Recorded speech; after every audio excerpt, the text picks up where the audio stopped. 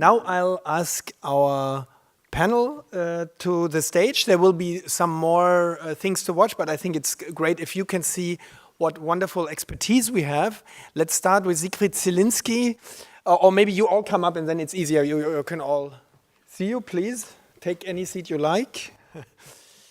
And I'll make the introduction short because you all have the long bios or the in your conference materials. Kai Voges was dreaming of an academy combining the digital arts with theater. Some sort of academy is already in this house because it's not only the ZKM, but a very important part of it is the Hochschule für Gestaltung, the University for Design, that is headed by Siegfried Zielinski.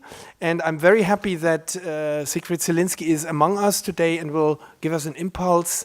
And you will later in this afternoon see I think around 10 to 15 of his students from the class of scenography that will present you their works on the topic of doppelganger. And we are very happy that yesterday you were our host for our preparation meetings and we had a very creative time in these rooms. So we took the time for creativity. Thank you, Marcos. And you will later see what happened, what will happen. Next to Siegfried is Simon Mellor. Simon is one of our advisory board members and from the Arts Council of England. And he will speak last to us in the opening statements about the 69 projects he created and about you'll hear it. Anyways, we are very happy. Simon has always very good advice for us that we have him with us this weekend. Marc Dondey is a new friend. It was Peter Weibel who said, you must, if you have this conference, you must integrate the Gaîté Lyrique. And since we are the city closest to France in Germany, and it's only 2.5 hours by TGV to Paris, I gladly made the trip. And in one wonderful Sunday afternoon, I discovered many of the activities of the Gaîté Lyrique in the Marais. Please all do the trip. It's a bustling center and we'll hear from Marc Dondey what plans he has for the future of this 150-year-old old operetta theater that's now transformed into an art institute of the future. And we have Dieter Schneider here, also on our advisory board, and Dieter works for Arte. It's, as you all know, the probably the best cultural channel we have, and it's across the border collaboration. And we are very curious to hear from Dieter, especially what the future of television, integrated television and theater and television will be. So, but now I give the floor to Siegfried Zielinski, and we heard archaeology will be digital in the future, but as an archaeologist, the future has already started 30 years ago, I think. Thank you very much. I will try to take only a few minutes. I'm in a strange situation because I prepared for a longer lecture. There was a misunderstanding. I wanted to go through 2,500 years of relation between theater and technology. Because as an archaeologist, I don't accept the 19th century as something like a final line or something where you can't go through anymore. We dealt here a lot also in this house, for example, with the period of time between 800 and 1200 regarding Islamic, Arabic technologies, and you will wonder how much technology there was already on the stage, including music automatons and all kinds of things which we think are an invention of the 20th century. And if we go back to the Old Greek time, especially Alexandria, we will find the wonderful automata theater of guys like Heron of Alexandria. This is 2,000 years ago. We don't have the time to do all that. I just try to be very, very short, and I hope this is not misunderstood, to save at least one thought which I had for my presentation.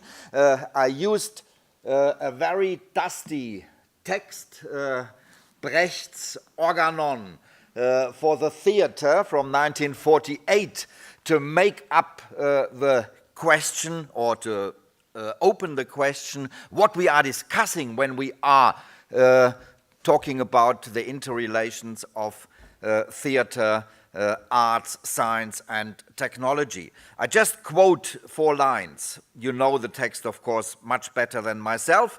We need a theater that not only enables feelings, insights, and impulses which are allowed by the current historical field of human relationships on which the activities take place, and now the important point, but we need a theater that uses and generates ideas and emotions which play a role in the change of the field itself. This is the decisive point. If we talk about technology, and if we talk about the interrelations of technology and theater, we should forget about using technology like, I make it very provocative, like Fura del Baus, for example, which is basically a decorative, very baroque use of technology. It has nothing to do with what Brecht addressed here in his quote. This has more to do of using advanced technology to make things nicer, to make them more effective, to make them faster, to create something like Las Vegas on the stage with a lot of special effects. This, by the way, is completely fake. This from the middle 90s. Fura del Baus did not create any interaction between the screen and the stage. Both realities were completely parallel and did not have anything to do with each other. Peter Weigel has addressed it. What interests myself, what interests me in going with students through these deep time interrelations, can we have sound? Is very strongly the change that figures, human figures, on the stage, in the performance, become machines, apparatuses themselves. This is something which Brecht has addressed already in his famous Lehrstück, The Flight Over the Ocean. Here is the Apparat. Can we have just a little bit of the sound? Because you might remember this is the recording from 1929, still recorded on... We are the apparatus. We are the apparatus. This is the point. This is a first idea of creating something which you can call inter-objectivity. The extension of the idea of intersubjectivity. Inter-objectivity means the human being as a mixture already of grammar, of programmed entity, and technology is communicating with other things. This is a big circle which goes in philosophy back to the pre-Socratic thinkers, but we have no time to deepen that. Just 1 or 2 examples how we started to work on these subjects many years ago. Beginning of the 90s, we did projects with Flamand in Belgium and Plessy from Italy. When you enter the stage and try to create a digital sphere, the stage as a digital sphere, you have to simulate first the complete space of the theater. This is what we did. You have a calculated space, a calculated room, and with this calculated room, you can then start, of course, to play and to fill them with different actions. Every piece which we did in cooperation with theaters started with simulating the space, the room, and then filling it with the demands we needed for the theater. Please have in mind this is more than 20 years ago. This is from 1993. 1994 we had the premiere. This dance with the monitors is very, very close, of course, to behaviors we have nowadays with the iPhones and all the mobile facilities, this was an anticipation which I had many years ago. A very important point, and I think I should stop here already because I really don't want to take the time of the wonderful colleagues. A very important point is that we have tried very early to develop works with the students where they, like independent filmmakers, can create the whole needs, the facilities, the technical needs, the decor, everything out of the machine, out of autonomous laboratories. This is an opera, a new interpretation of Gluck's famous Orpheus interpretation. The students, Gleb Chutov, Timinko and Illich, who was, by the way, a granddaughter of Tesla, they composed the music completely new, electronically, and the whole decor, everybody you can see here on the stage is simulated. There is no figure anymore. Perhaps I should go into the next, this is a bit enlarged, sorry. You can see it a little bit better. And if we can turn the sound up a little bit.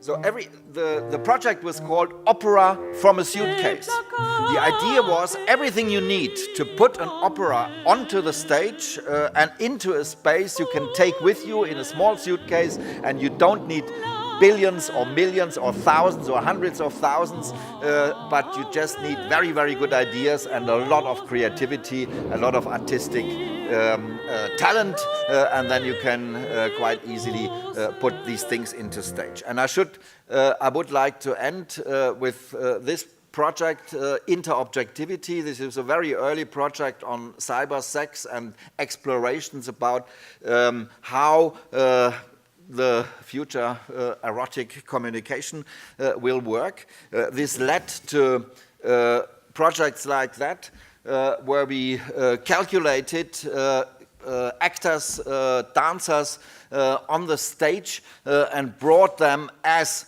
calculated figures into correspondences with machines. The moving target, this is perhaps what Peter Weibel also meant when he talked about the robots on stage and we watching the robots or the other way around. This was a piece on borderline, so this is a nice connection to what we just had seen from the colleague from Dortmund. I stop here, no time. Next time this is about new technologies. They don't, worldwide, WWW means worldwide waiting, and the most important effect is the effect in time economy. We don't have time anymore, the time has us, and we are just the stuff time uses to perform itself. Thank you very much for your attention. I'm Marc Dondey. I'm the director of the Gaîté Lyrique theater in Paris. I first want to thank Peter Weibel and Jan Linders for inviting me, and I'll tell you why just now. The Gaîté Lyrique was built in 1862. It's in the very center of Paris, and it's a proscenium march theater, the first director of which was Jacques Offenbach. And it was for 100 years and more the temple of operetta, as Jan told you a bit earlier. It was built exactly at the same time as the Théâtre du Châtelet and the Théâtre de la Ville, which you know if you've been to Paris on the Place du Châtelet, in a very prominent, visible place in the very center of the historic part of Paris. And the Gaîté Lyrique is just 10 minutes walk from the Châtelet. And that thing here, I must point out, is interesting because it is the moment when Haussmann changed the layout of the city. And in order to do that, he had to cut through the city with these huge avenues, Boulevard de Sébastopol. I'll take you around Paris when you come. And another one, which is Boulevard Bonne Nouvelle. And that used to be called the Crime Boulevard, because that's where we had all these popular theaters that were producing pantomime and drama and the equivalent of what television series are today. Well, all that disappeared. And the Gaîté Lyrique was built halfway between the Châtelet and the Boulevard du Crime as a tribute and a compromise in respect of that tradition of popular theater. So that's a good beginning to start with, because it was ripped away from its roots in the city and with its audiences and dropped somewhere else. Yet, a beautiful theater. Jacques Offenbach, I mentioned, but the Gaîté Lyrique, 1,500 seats, a very big stage, was the home of Diaghilev and the Ballet Russe.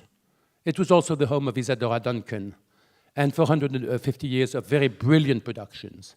And then slowly, due to a certain lack of money, it sort of fell into disrepair, and then fell asleep, and then fell into a coma for 25 years. And then, as the story goes, the mayor of Paris 10 years ago decided to transform it. By that time, the wonderful stage and house had been destroyed entirely, and decided that it should be rebuilt as an arts center to deal with digital art and electronic music.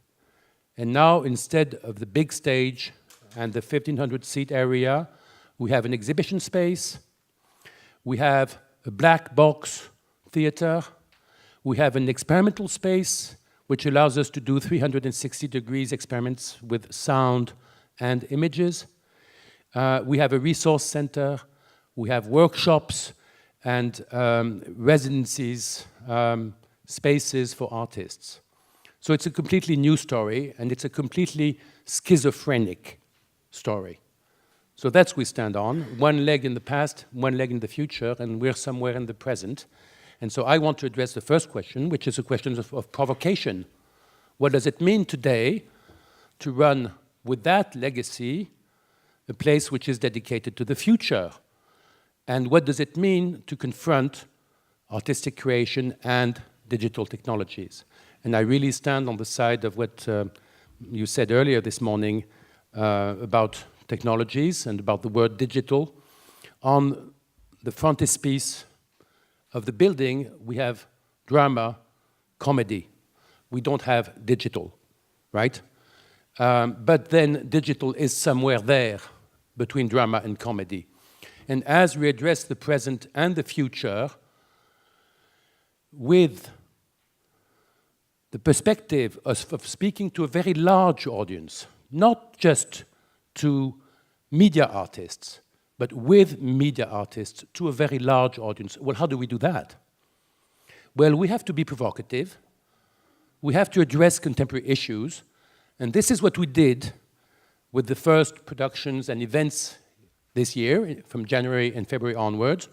The first event was called Whistleblowers, and it was dedicated to that question of the freedom of information. Are we in a society with the digital means of freedom or control, of transparency or surveillance?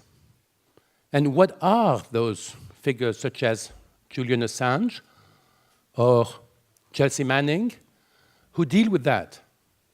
We programmed this 6 months ago, presented it 2 months ago, and on the second day of the event, President Barack Obama issued his decision whereby he cut down the prison time of Chelsea Manning. Chelsea Manning is the soldier who revealed the mishaps of the American army shooting down cameramen in Baghdad.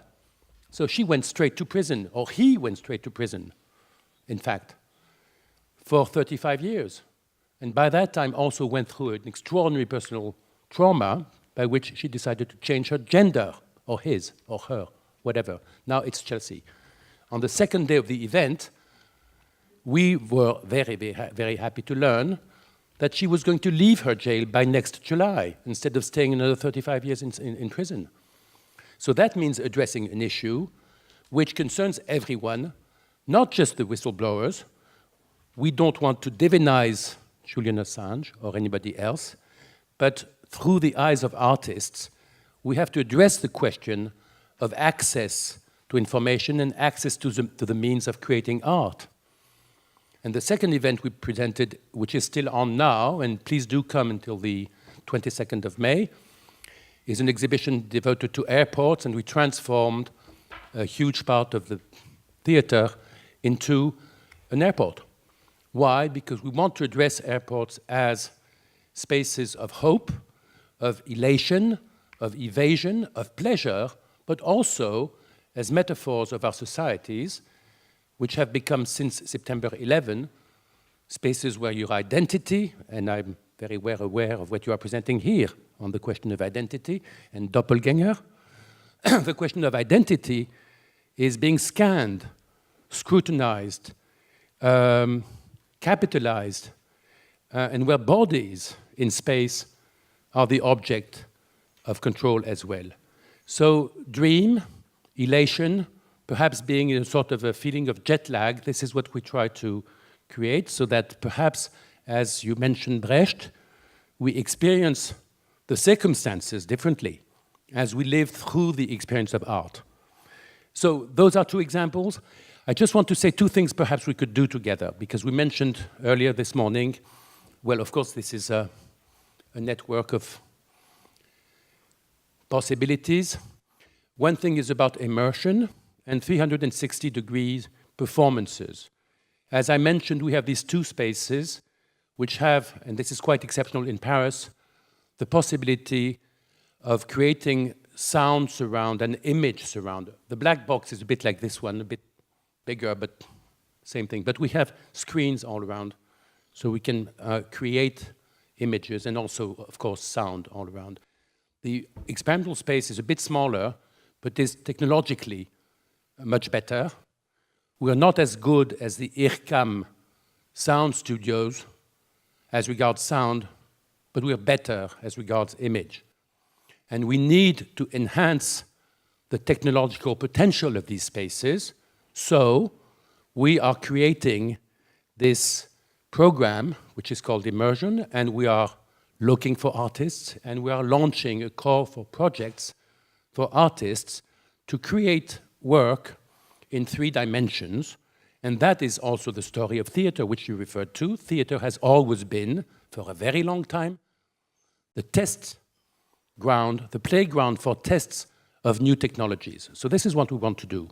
I mentioned earlier the link between past and present. When the city of Paris decided to revive the theater, what it said is, we want to have in Paris the equivalent of 2 great places around the world. One is in Karlsruhe, and it's called the ZKM. Well, thanks, because you're an inspiration. And 2 is the Société des Arts Technologiques in Montreal, and they have a research program, and they also work on 360 degrees. And so I went to Montreal, and I asked Monique, please join us, and she is now a founding associate of our company. So that's the sort of hope that I have for the future. And about immersion, we also have a program which I called Immersive Opera.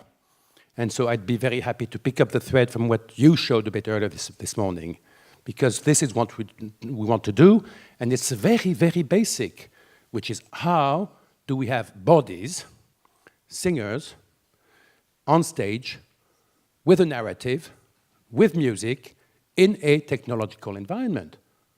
And that can be a physical environment or a virtual environment, taking us to VR and AR and soon immersive web. So that's a wonderful field of experimentation. We are launching this program, and I'm happy to discuss it with you, and maybe we can do this together. The other thing, and I'll conclude with this, I'm sorry, is connecting spaces.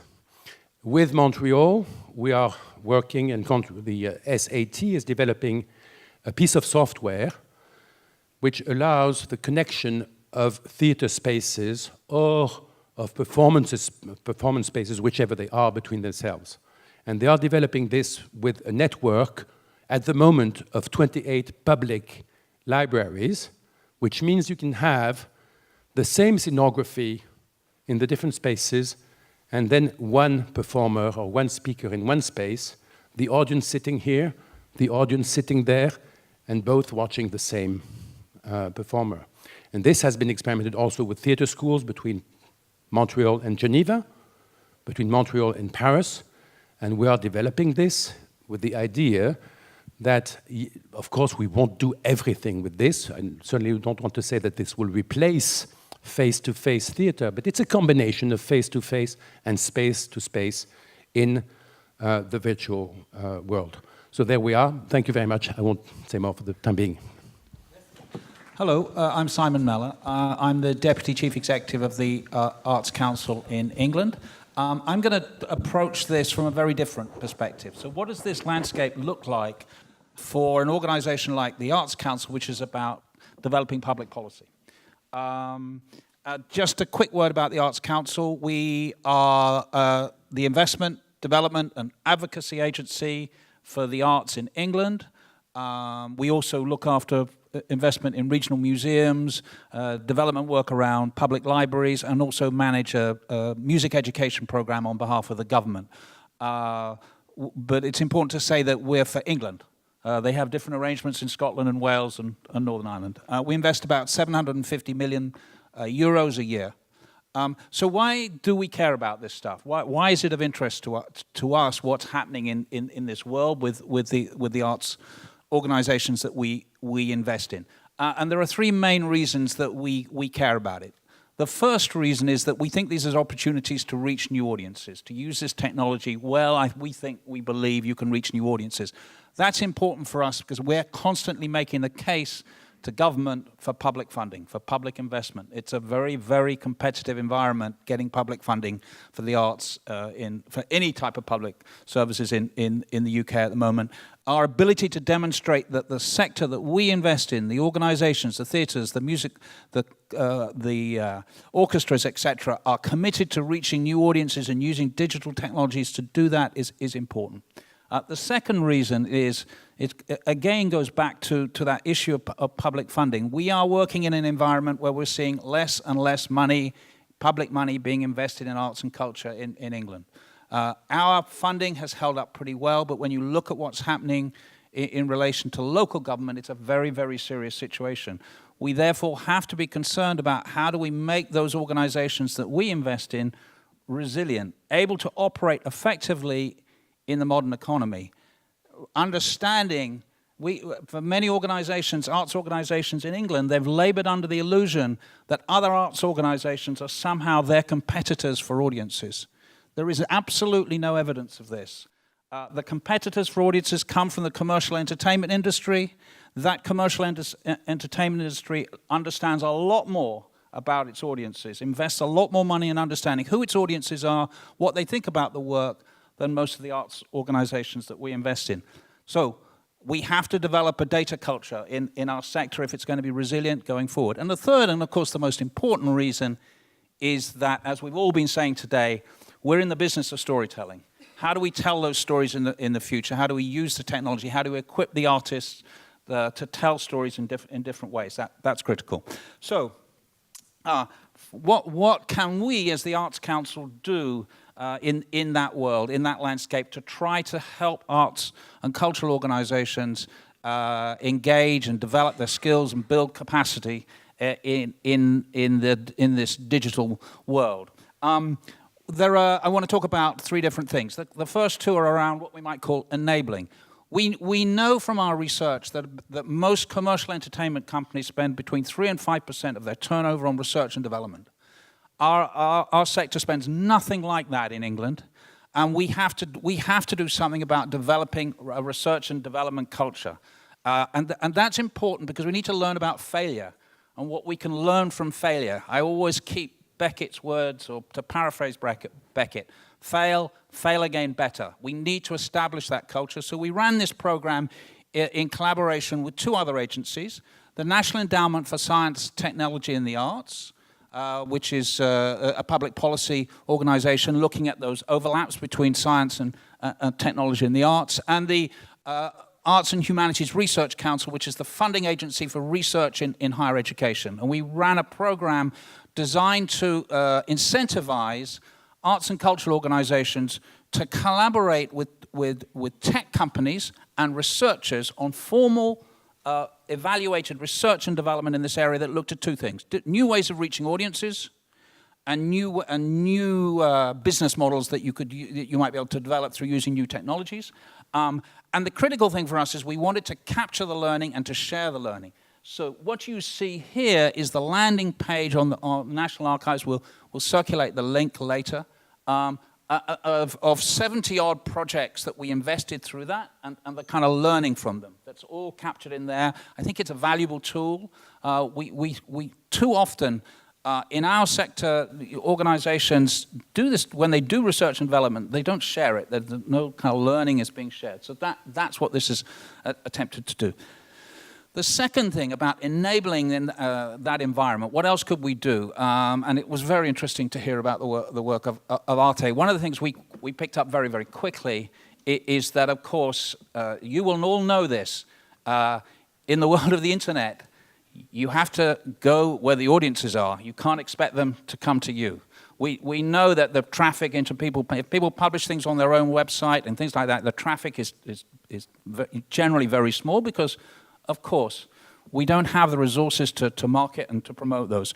So we have been working collaboratively with the BBC over a number of years. And I imagine most of you will know who the BBC is. And interesting thing about the BBC is through its broadcast radio and online platforms, it still reaches over 90% of the population of the UK, and it is a major, major investor in arts and culture in the UK. It runs its own orchestras, it commissions content all the time.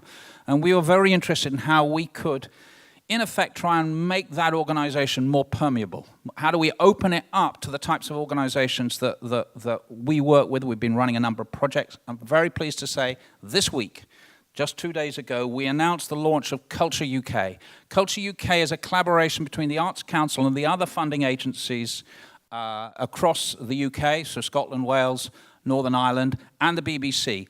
At its heart are three commitments. And the first is that we will work collaboratively to identify what we call major landmark moments where we could work together. And that might be we have a major program around the end of the First World War using commissioning contemporary art to look at that. That would be a collaboration we would use. How can we use the BBC's reach to amplify the work we're doing? So that's one element of the program. The second element of the program is that the BBC has now committed to commissioning more content from the arts organizations that we have been investing in. So our vision here is that we are going to move to a future where our organizations that we invest in will be multi-platform. They'll be, as they think of those stories they want to tell, they will work out which platforms that I think are best suited for that. Critically, they will become a new generation of indie producers in the UK. They will now be creating content directly for BBC platforms. We're really pleased about that. I think that's going to make a big, big change, both in developing skills and capacity and capability, but also in ensuring more of the content that we invest in, it gets to bigger audiences. And the third thing is the BBC is going to make available its new technology. That it has a very interesting technology arm. I don't know whether those of you who spent time in the UK may have seen BBC iPlayer, which has been quite an interesting a tool. So, for instance, the BBC developed a very interesting platform for covering the Olympics in London in 2012, where they developed 20 kind of simultaneous streams that could work through their platform. So you could choose which event you want to watch at any time. Is it the gymnastics? Is it the swimming, etc.? You could watch that. It was a very, very clever. Highly functional. They are now going to make that available. So, for instance, this year's Manchester International Festival will use those different platforms to stream and engage with audiences online. So those things are the kind of very exciting developments that have just happened this week. So if you like, those are a couple of the sorts of enabling things. Of course, we do a lot of stuff around them, commissioning research, etc. One of the things that we've been doing as a result of this program is that we run a regular digital culture survey. We're tracking 400 or 500 organizations to see what's happening about their digital capacity, what the skills they're developing, what are the challenges they're facing. We can use that data and information to inform our work going forward. But I think we're now at the stage where we're going to move from, if you like, from the enabling phase to something a bit more coercive. And from the 1st of April 2018, we will require all our funded organizations to have in place digital policies. You will not be able to get you'll not be able to get regular funding from the Arts Council unless you have in place a digital policy. And that digital policy will have to look at how you use technology across all aspects of your organization. So, for instance, we're very interested in what we call the 3 C's. Marcus referred to some of that earlier. Capture. What are you doing about capturing content and distributing that content? What are you doing about creating new content? And the 3rd C, what are you doing about creating digital context? I.e., how might you create learning materials for schools, for your audiences generally, to help inform and enrich their experience? So that'll be one area we're looking at. We'll be expecting organizations to be able to talk about. The second area is, of course, around audience data capture. How are they capturing that data? How are they sharing it with other publicly funded organizations? How are they interrogating, mining that data to understand more about their audiences? What are they doing about selling online, etc.? All these sorts of things we're going to be looking now to the organizations we invest in to be much more explicit and much more developed in that area. And I think that's a sort of quite an important shift for us now, is that we feel that this is no longer in effect a kind of something up for negotiation. Unless the arts and cultural organizations in our country, in England, start engaging with this seriously, we have concerns about their ability to sustain themselves in an environment where we're seeing shrinking public funding, where we're seeing audiences drifting away from some of the, what you might call mainstream arts and cultural provision. And we do need to see our organizations being more proactive. And I think I would put out a question to you in this room, to all of you. How many of you have digital policies? If not, why not?